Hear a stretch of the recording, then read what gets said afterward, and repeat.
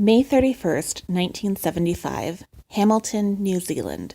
18-year-old Mona Blades leaves to hitchhike hundreds of kilometers in order to attend her nephew's birthday party, but she never arrives. After Mona is reported missing, witnesses would recall seeing her inside an orange Datsun station wagon with an unidentified man.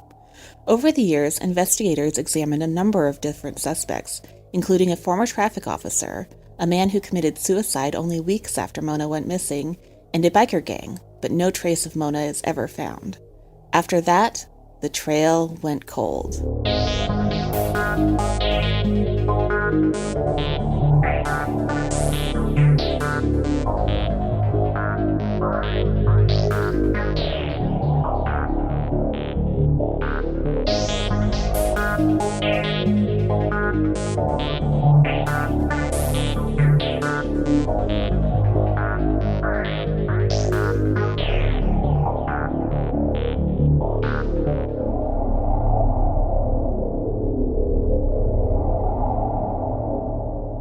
Hello everyone, and welcome to the latest episode of The Trail Went Cold. I'm your host Robin Warder, and today, for the first time ever, our podcast is going to be traveling down under to New Zealand to chronicle one of the most famous unsolved cold cases in the history of that country, the 1975 disappearance of Mona Blades. That voice you just heard narrate our intro is Loquin Britton, the most recent winner of our Trail Went Cold listener voiceover contest, and she did an awesome job, so thank you very much, Loquin. If you would like to enter this contest and haven't already done so, I will be providing instructions at the end of this episode. Anyway, even though the Trail Went Cold is closing in on its 3-year anniversary, we have yet to tackle a mystery from New Zealand, even though we definitely have a fan base there. I took the initiative to do this after recently receiving an email from a New Zealand listener named Jade, who suggested a number of intriguing Kiwi cases to feature on the podcast, so I definitely think this is long overdue. I decided to cover the disappearance of an 18-year-old woman named Mona Blades, who has been missing for over 43 years. Mona vanished after embarking on a lengthy hitchhiking trip to visit her family, as this was in an era when hitchhiking was much more common practice. What's particularly interesting about this case is that Mona was last seen inside an orange Datsun station wagon, which has been the primary lead for the past 4 decades. However, a recent TV special has suggested that this lead may have been faulty and steered the investigation in the wrong direction. Her disappearance is now being looked at from an entirely different angle, so we're going to explore all these angles on today's episode. However, before we get started, just a quick reminder that The Trail Went Cold is a weekly podcast, which is currently available for download on several platforms, including iTunes, Stitcher, Google Play Music, and Spotify. So if you like this podcast, be sure to subscribe to it, and please leave us a rating or review on any of those sites to help spread the word and garner us more exposure. The Trail Went Cold is on Patreon, so if you would like to learn how to support the show, please visit our page at patreon.com/thetrailwentcold. For as little as $1 a month, you can garner access to exclusive rewards, which may include stickers and thank you cards, early access to episodes, and bonus content. So with all that out of the way, let us now explore the disappearance of Mona Blades.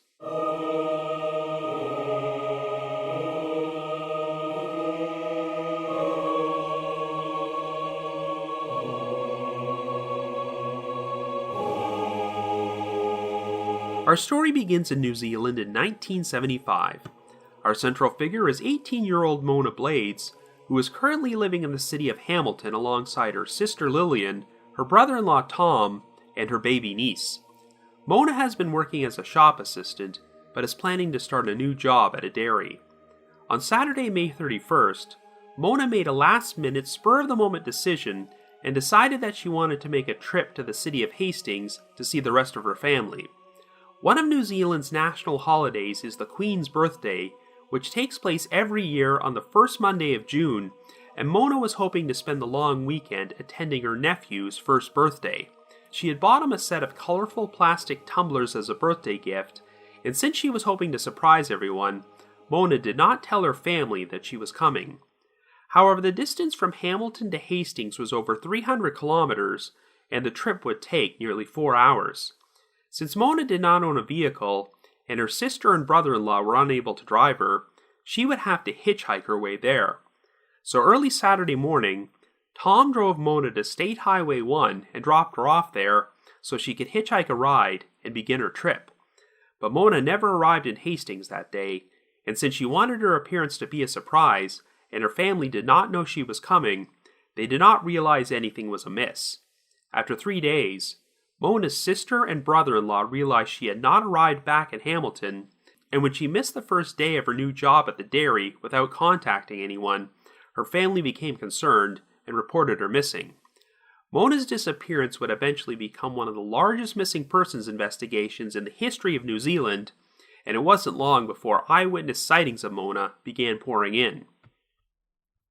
A female motorist came forward who believed she had picked up Mona hitchhiking and given her a ride to the town of Taupo, which was located about 150 kilometers away from Hamilton and was the approximate halfway point of her trip to Hastings. She remembered dropping Mona off at the town's information center, and the attendant would recall speaking with a young woman matching her description who said she was traveling to Hastings in order to visit her parents.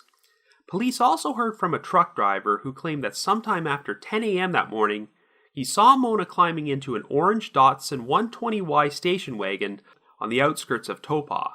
The driver was able to follow the Datsun for a little while, but eventually lost the vehicle in heavy holiday traffic.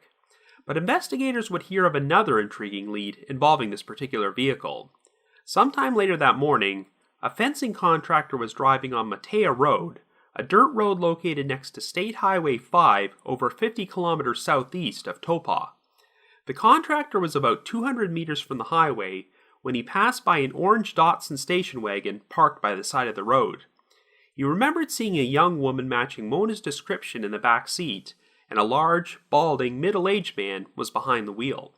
A short time later, the contractor drove by the spot again from the opposite direction and said that the orange Datsun was still parked there, but this time it was empty. State Highway 5 was the route one would take in order to travel from Taupo to Hastings, and other witnesses would recall seeing a Datsun veering off the highway and driving down Matea Road. A month and a half later, police would receive an anonymous letter from a woman who claimed that she had been hitchhiking on that same highway on May 31st and was picked up by a middle-aged man driving an orange Datsun station wagon who said he was heading towards the city of Napier, which is only 20 kilometers outside of Hastings. His behavior made her uncomfortable, so she told him to pull over and let her out. The woman then said she was picked up by an elderly couple, and they eventually passed by the same orange Datsun parked by the side of the road. She caught a glimpse of the license plate, and while she couldn't provide a full number, she remembered that it started with the letter H, ended with the number 4, and the second letter might have been a K, B, or E. She said the reason she had sent the letter anonymously was because her parents didn't want her to get involved. Even though police sent out a public plea for the writer to come forward and provide more information, she never did.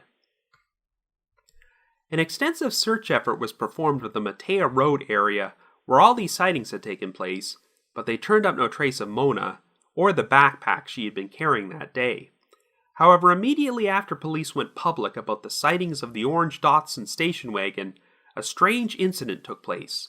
On the very same day the announcement was made, a man named John Freeman shot and wounded a student at St. Cuthbert's College in Auckland before turning the gun on himself and committing suicide.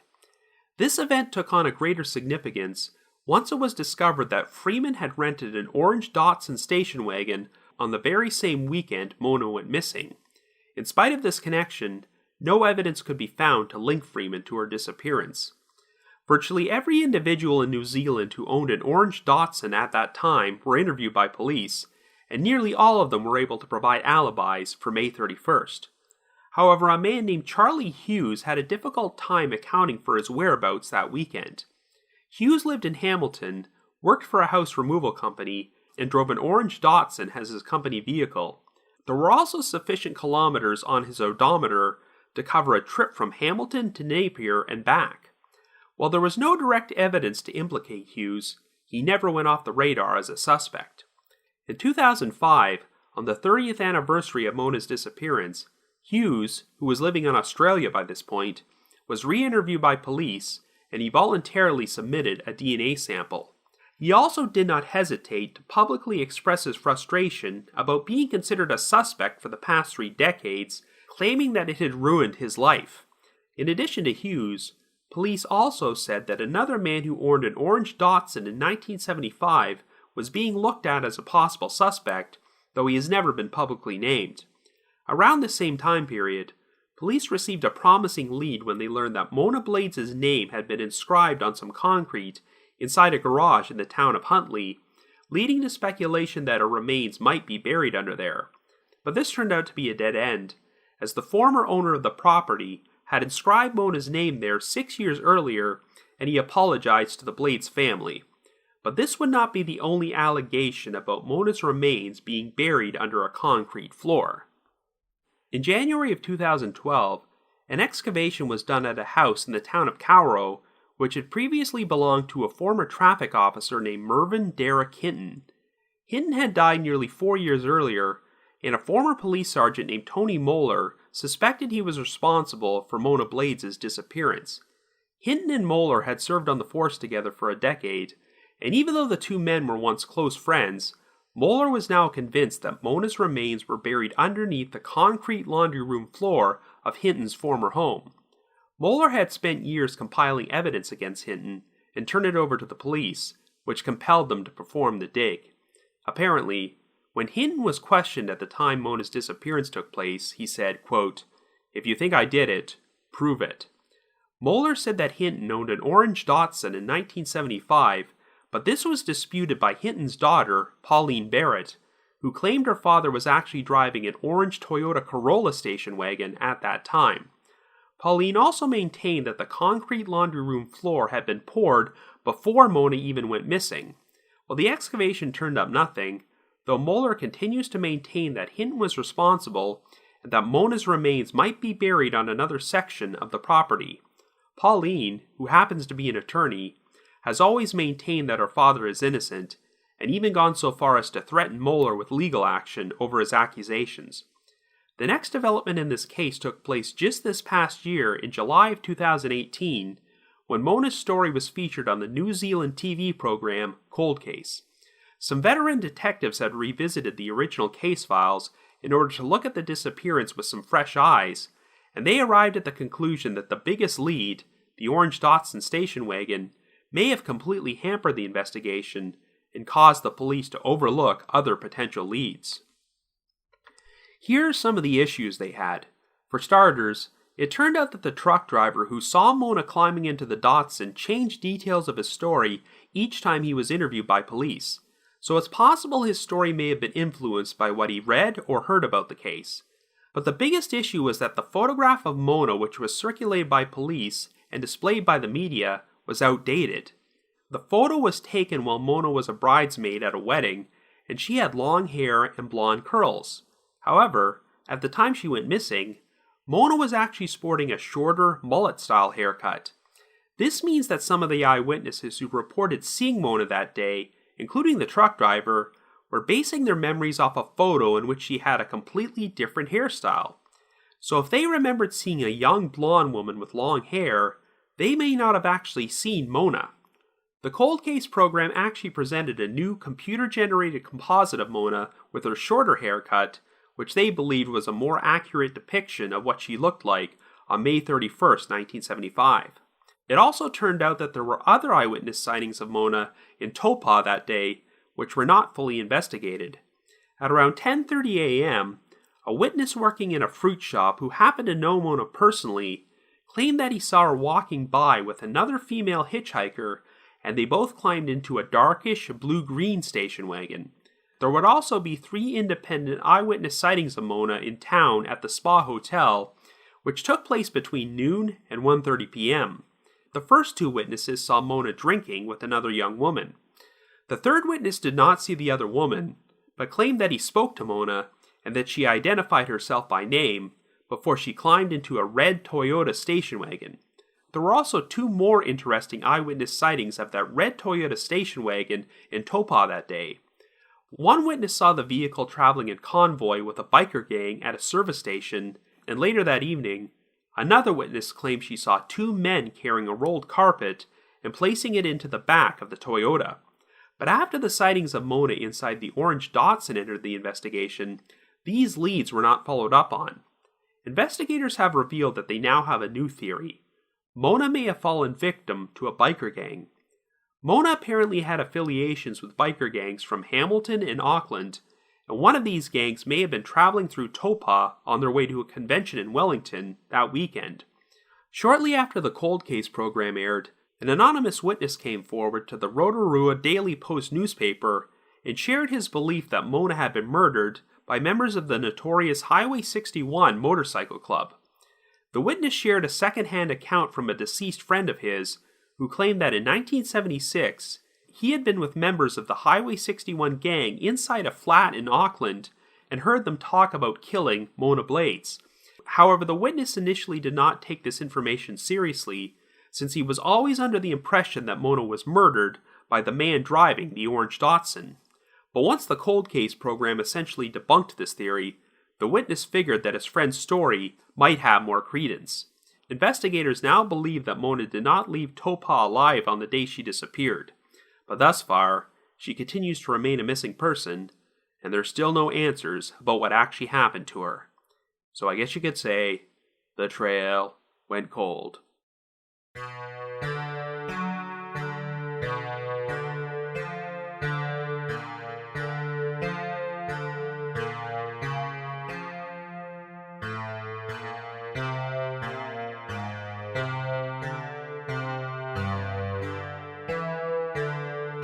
So even though this is not a particularly well-known case in North America, it is one of the most famous unsolved mysteries in the history of New Zealand, and it's not hard to imagine why.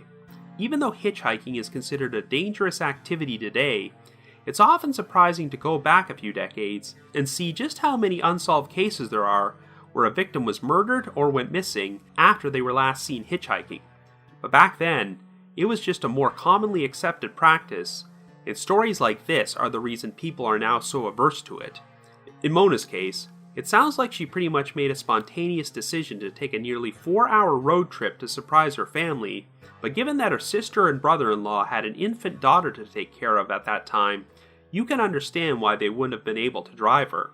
I guess one of the most unfortunate aspects of this story is that because Mona wanted to surprise her nephew for his first birthday, it was days before anyone noticed she was missing, so whoever was responsible for her disappearance had ample time to cover their tracks. I certainly can't fault the diligence of the original investigators, as once Mona was reported missing, they went all out trying to find her.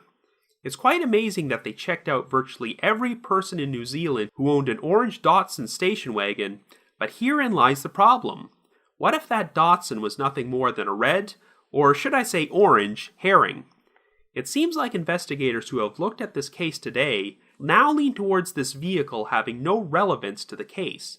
And that would be incredible, considering that the orange Datsun has always been the number one clue associated with this case. If you want to use an analogy from a North American cold case, it's kind of like the Polaroid of the two bound children that were found after Tara Calico went missing. That photo has always been associated with Tara's case, but as the years have gone by, it seems more and more likely that the photo was just a red herring and has no connection to her disappearance at all. It would be tragic if so much focus on that orange Datsun prevented investigators from pursuing more promising leads. But we'll talk about this in more detail in a little while. For starters, let's discuss some of the people who have been named as potential suspects. The first major suspect who popped up on the radar was John Freeman, and it's not hard to see why.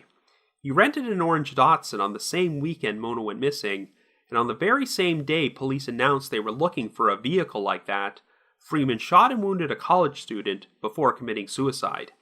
That might sound pretty damning on the surface, and I wish I could do a more in-depth exploration into Freeman, but unfortunately, there just isn't that much information available about him. It's certainly easy to believe that he would be capable of harming Mona, but it's also possible that the timing of the shooting was nothing more than a complete coincidence. It's not clear if Freeman had already shown up on the radar as a suspect before the shooting occurred, or if they just connected him with the Datsun after he was already dead. If Freeman hadn't been investigated by police beforehand, it is strange that the announcement about the Datsun would be enough to cause him to snap and commit an attempted murder before shooting himself, especially since he just rented the Datsun and did not even own it.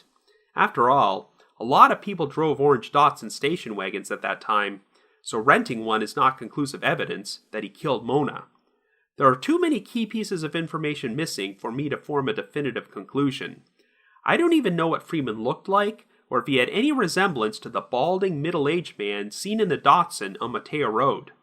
There are also no details about the student Freeman shot at St. Cuthbert's College. If Freeman had a personal issue with that student, then it's reasonable to assume that the shooting had no connection to Mona's case. It's also worth noting that St. Cuthbert's College is about 4 hours away from where Mona went missing, and I'm not sure if Freeman can be placed in the area on that particular day. If it turns out the lead involving the orange Datsun was completely false, then there really isn't anything to incriminate Freeman, and I'm comfortable believing he was not involved, and that the shooting was an entirely unrelated tragedy which had no bearing on this case. Another individual who has remained on the radar as a possible suspect for decades is Charlie Hughes. He was apparently the only orange Datsun owner in New Zealand at that time who had difficulty providing a concrete alibi and had racked up enough kilometers on the vehicle to suggest he may have taken a long trip on the weekend Mona disappeared. But to his credit, it does appear that Hughes has been cooperative with the investigation, and he even voluntarily provided a DNA sample in 2005, something which guilty people are not prone to do. He has publicly expressed his frustration at being considered a suspect all these years, and does come across as someone who genuinely wants to clear his name. Like John Freeman, I also have no idea what Hughes looks like, and if he might bear a resemblance to the balding man seen in the Datsun on Mateo Road. But once again, if it turns out the Datsun was a false lead, and that it has no connection to Mona's disappearance, what evidence is there to incriminate Hughes? Even if his alibi is shaky, and the kilometers on the Datsun don't match up with the story, it really doesn't matter that much if the driver of the Datsun wasn't the person who murdered Mona. So I don't feel too strongly about Hughes as a suspect either. However, one person I am fairly certain never should have been a suspect in the first place is the deceased traffic officer, Mervyn Derrick Hinton. As you recall, the main reason Hinton showed up on the radar to begin with is because a former police officer and friend named Tony Moeller has spent years gathering evidence against him, and even arranged for an excavation to be done under the laundry room in Hinton's former home. Hinton's daughter, Pauline Barrett, has steadfastly defended her father's innocence and even maintains a website in which she debunks Tony Moeller's so-called evidence. And I love her URL for it, tonybaloney.co.nz. Yes, the website is run by someone with a personal stake in the whole thing, but I gotta say, Pauline presents a very convincing case that her father didn't do it. Even though Moeller has tried to claim that Hinton owned an orange Datsun station wagon in 1975, Pauline has always insisted that it was an orange Toyota Corolla station wagon. Moeller countered this claim by providing the name of a man who would supposedly confirm that Hinton owned both a Datsun and a Toyota at that time, and that he arranged for both cars to be repainted shortly after Mona went missing. Well, when questioned, this man apparently had no idea what Moeller was talking about. And Pauline has posted a photograph on her website dated from 1978, which shows her father's Toyota parked in the family's garage, and it's still orange. And speaking of photos, there are also pictures on the website of the recently completed laundry room Mona was supposedly buried under. The problem is that they're dated May 21st, 1975, 10 days before Mona went missing, so there's no way Hinton could have dug up that laundry room again and buried her without attracting attention. And of course, Hinton does not bear any resemblance to the middle-aged man supposedly seen in the Datsun with Mona on Mateo Road. That man was described as balding, but Hinton had a full head of hair until the day he died. It's clear that Tony Moeller has some sort of agenda here, as he's also shared stories about Hinton being violent and physically abusive towards his wife and children, a claim that Pauline feverishly denies. It seems that now that his police career is over, Moeller has become an amateur sleuth who wants to attain the glory of solving one of the most famous cold cases in New Zealand history, but I think he's completely barking up the wrong tree here, and tarnishing the reputation of an innocent man who is no longer around to defend himself. So I feel pretty confident that Hinton was not the perpetrator.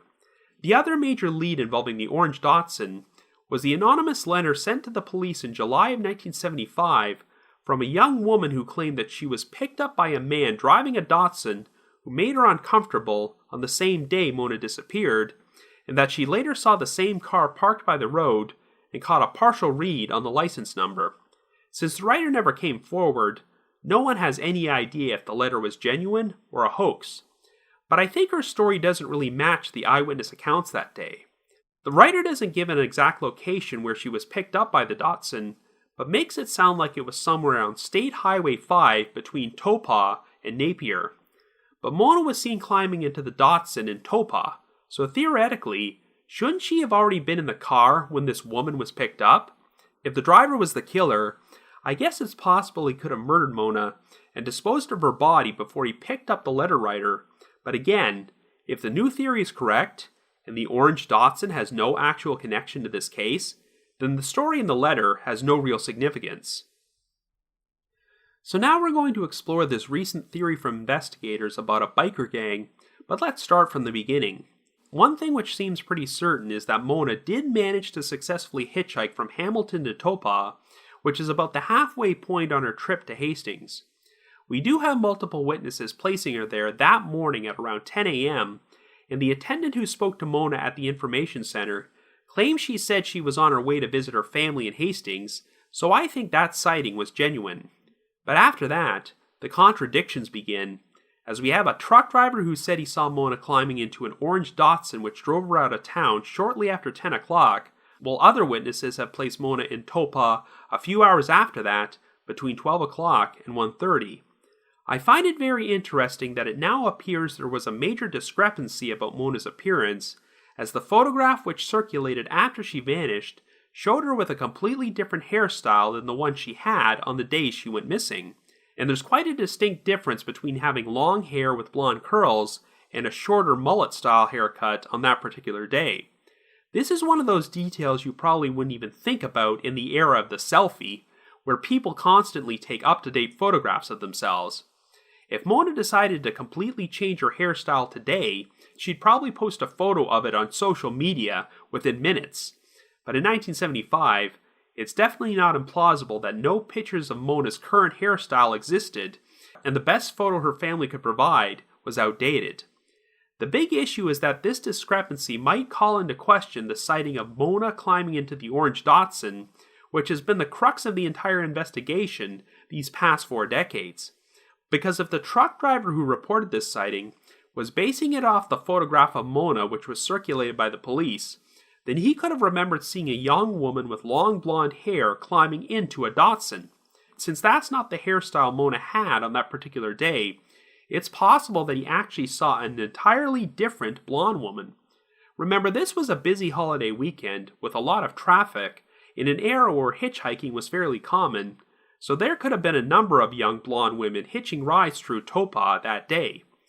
Now, we do have another eyewitness sighting which seems to corroborate the truckers, and that's the fencing contractor who saw a young woman and middle-aged man inside an orange Datsun on Matea Road. It's possible that this was the same woman that the trucker saw climbing into the Datsun in Taupo, but again, if she had long blonde hair rather than a mullet-style cut, then it might not have been Mona. Of course, this sighting took place on a remote dirt road 200 meters from the highway, and when the fencing contractor passed by the vehicle again later on, he said it was empty. So even if Mona was never in that car, where did the man and woman go? I can see why investigators found this sighting to be so credible at the time, as it would be easy to assume that this man had harmed Mona and was off disposing of her body somewhere. I have to say, it would be quite a coincidence if some other young female hitchhiker was being murdered in that remote area on the exact same day Mona disappeared. So unless the fencing contractor completely made up the story, this is the reason I can't completely discount the possibility that Mona was in the Datsun. But now we'll examine the other eyewitness sightings of Mona in Taupo that day. and it doesn't look like they were taken that seriously until new investigators recently took a fresh look at the case. We have one sighting of Mona and another young female hitchhiker climbing into a darkish blue-green station wagon at 10:30 a.m., two sightings of Mona drinking with a young woman at the Spa Hotel sometime between noon and 1:30 p.m., and another one where she was seen climbing into a red Toyota station wagon outside the hotel alone. I have a feeling that not all of these sightings can be accurate, because they depict Mona climbing into two different cars in the same town 3 hours apart, which doesn't make much sense. So it's likely that in at least one or more of these sightings, the witnesses may have seen another young woman who resembled Mona. I might give a bit more credence to the sighting from the fruit shop worker at 10:30, since he knew Mona personally, though it doesn't look like he interacted with her. But even if Mona was sporting a completely different hairstyle than shown on her photograph, there's a decent chance this witness still would have recognized her. She was seen climbing into a vehicle, and it makes more sense for Mona to be leaving town at 10:30, shortly after she arrived. She still had over 150 kilometers to travel to Hastings, and she wanted to arrive at her family's place in time for her nephew's birthday party in order to surprise them. That's the biggest issue I have with the subsequent sightings of Mona at the hotel.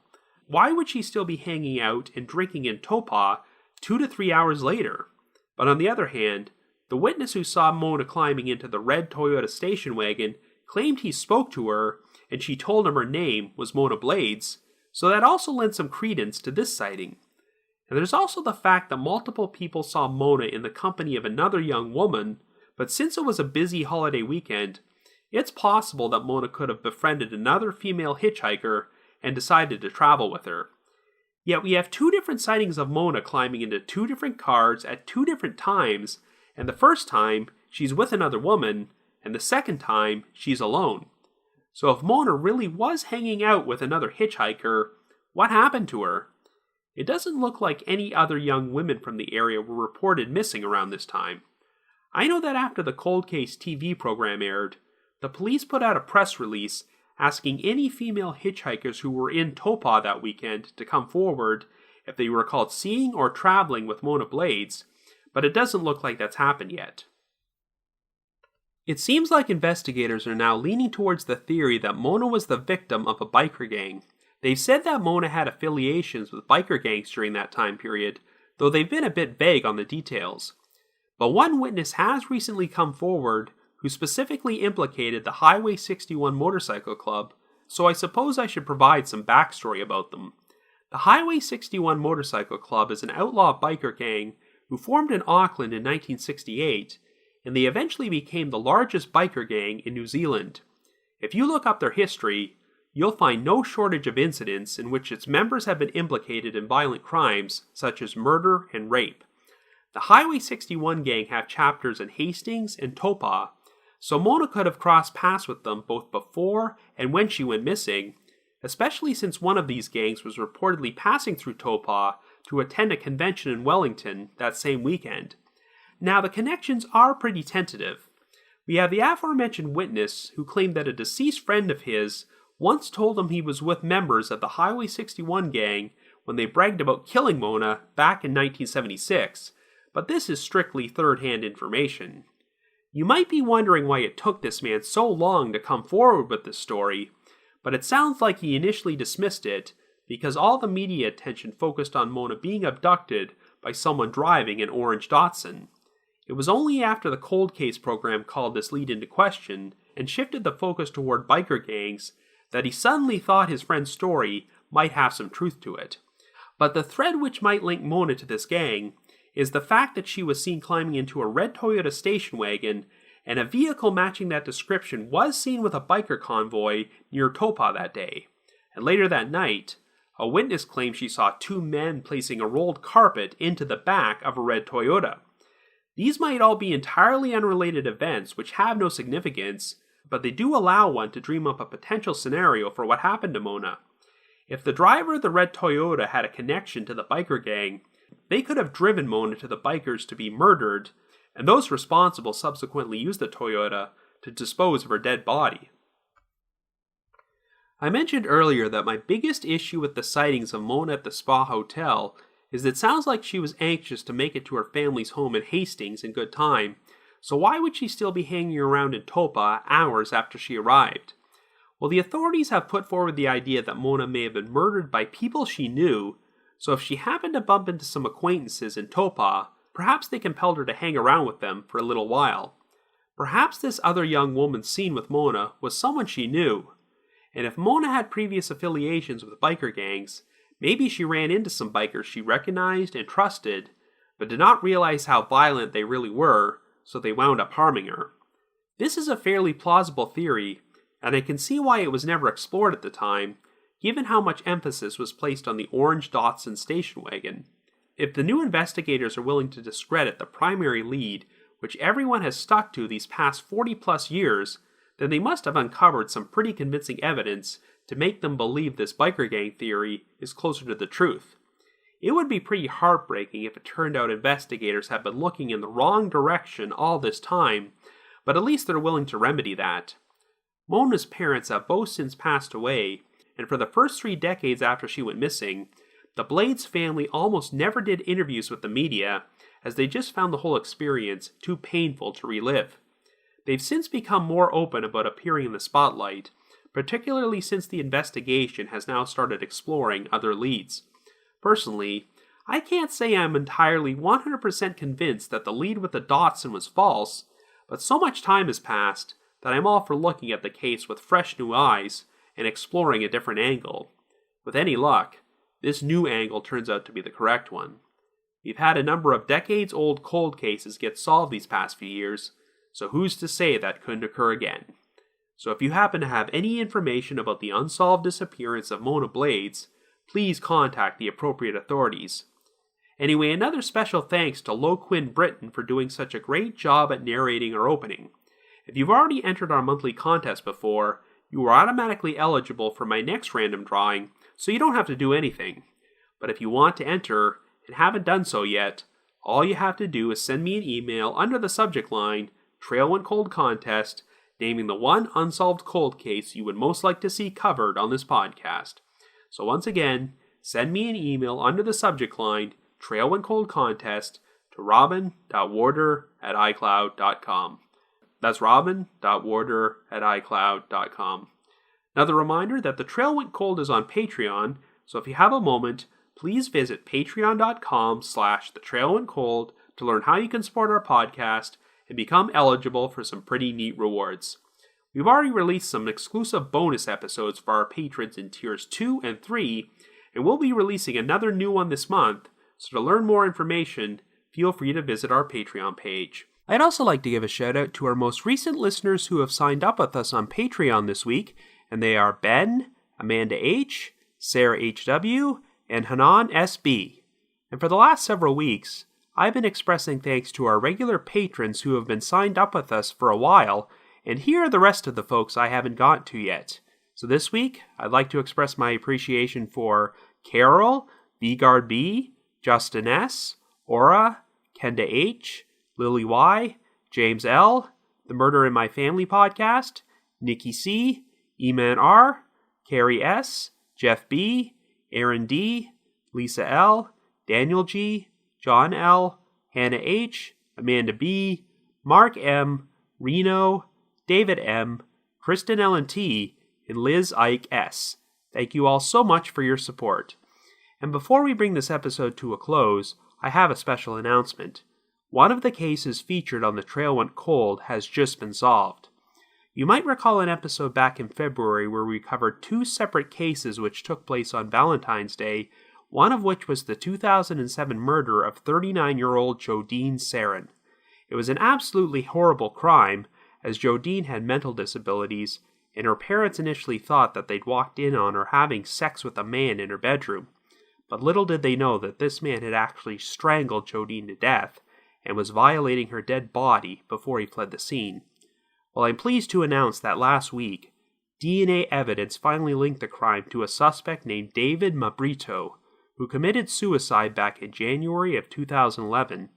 So while Mabrito will never face justice for this crime, and we may never know how he met Jodine and what prompted him to commit such a heinous murder, At least we can take comfort in knowing that he's no longer out there harming others, and that Joe Dean's parents have finally received full closure. So our full condolences to the Sarin family, and hopefully this will not be the last Trail Went Cold case which winds up being solved. Also just wanted to give another shout out to my supporters at the Unsolved Mysteries message board at the Sitcoms Online forum and the Unresolved Mysteries subreddit. Need to provide a big thanks to McGill Foote, who edits and assembles this podcast together for me, and Vince Nitro, who composes the eerie music you hear on every episode. If you haven't already, you can like us on Facebook, follow us on Twitter, or leave us a rating or review on iTunes, Stitcher, Google Play Music, or Spotify. So have yourself a good week, and join me next Wednesday for a brand new episode of The Trail Went Cold.